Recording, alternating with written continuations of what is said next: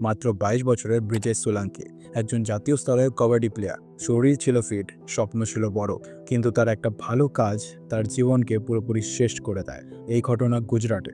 রাস্তার ধারে একটা নালীর মধ্যে কুকুরের ছানা পড়ে যায়, আর সেই ছানাকে বাঁচাতে কেউ এগিয়ে আসেনি, কিন্তু ব্রিজেশ ছুটে যায় তাকে বাঁচাতে।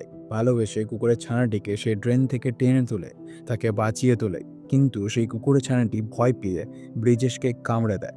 আর সেই সময় ব্রিজেশ ভেবেছিল তার কিচ্ছু হবে না, এটা অল্পতেই সেরে যাবে। আর সেখানে চিকিৎসার গাফিলতিতে ধীরে ধীরে ব্রিজেশ রেবিসে আক্রান্ত হয়ে যায়। তারপর সে প্রাণ হারালো।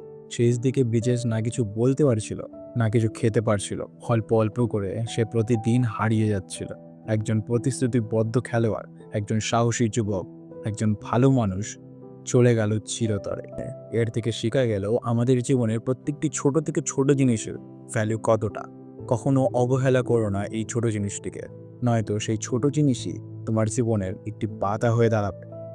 সে প্রাণ নিতেও ছাড়বে না। ভিডিওটি কেমন লাগলো কমেন্টে অবশ্যই জানিও।